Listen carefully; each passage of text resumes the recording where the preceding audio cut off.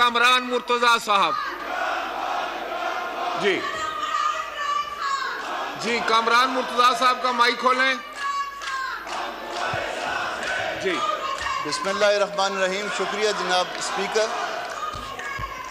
मेरे वो बहन भाई जो शोर मचा रहे हैं, जो नारे लगा रहे हैं, मुझे यकीन है कि इनमें से किसी ने इस बिल को नहीं पढ़ा।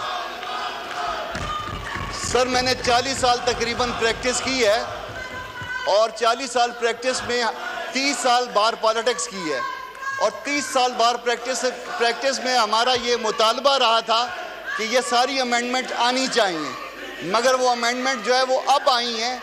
इससे पहले एक दफ़ा आपके हाउस में मूव हुई पार्टली सर। जब उस वक्त ये अमेंडमेंट्स मूव किए हैं तो कॉन्स्टिट्यूशनल अमेंडमेंट की सूरत में मूव की थी और उस वक्त फ़रोग नसीम साहब वज़ीर थे, तहरीक इंसाफ की गवर्नमेंट थी और उन्होंने कहा कि ये अमेंडमेंट आप मूव कर रहे हैं, जजेस नाराज़ हो जाएंगे। तो ये मेरे बहन भाई, ये जो बैठे हुए हैं, ये जो कह रहे हैं कि अदलिया बचाओ, ये लग रहा है कि किसी शख्स को बचाओ, अदलिया को नहीं बचाओ, किसी लोगों को बचाओ। खुदा के वास्ते ये पढ़ लेते, एक दफ़ा पढ़ लें, ये उसके बाद नहीं कहेंगे कि अदलिया बचाओ। ये इससे अदलिया बच रही है, ना कि अदलिया बिगड़ रही है। सर,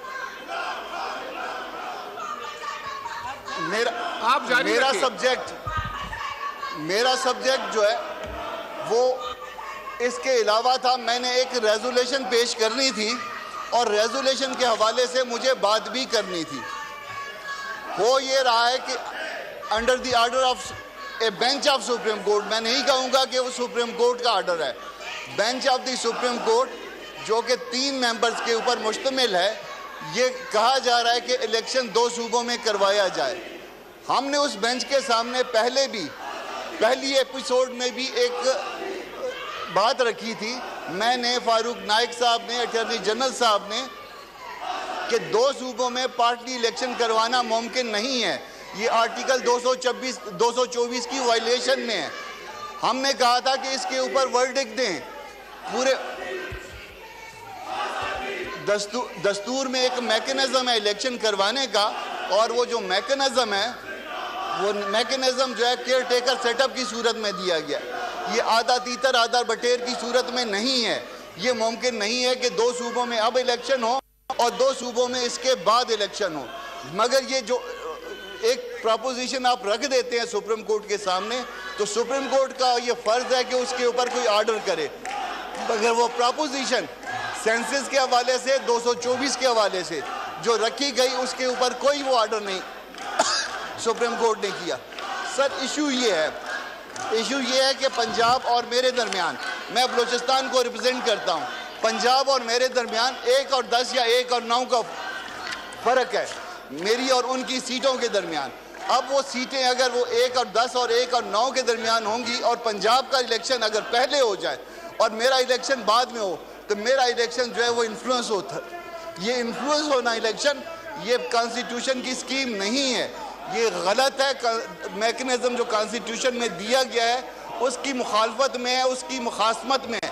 सर, मैं ये रेजोल्यूशन पेश कर रहा हूँ कि ये ईमान ये समझता है कि माशी इस्तेकाम,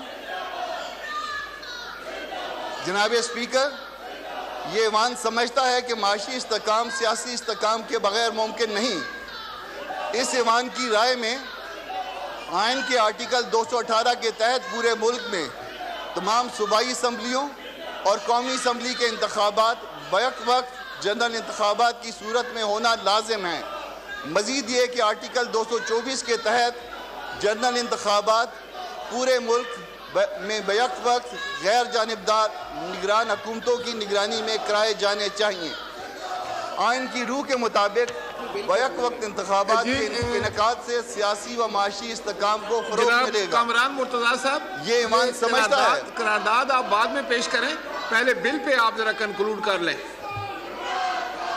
बिल पे आपकी बात हो गई है, ये बाद में ले लेते हैं। ये बाद में लेंगे सर? हाँ जी।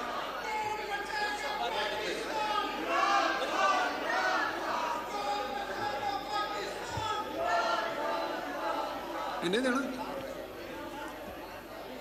मियां रजा रबानी साहब।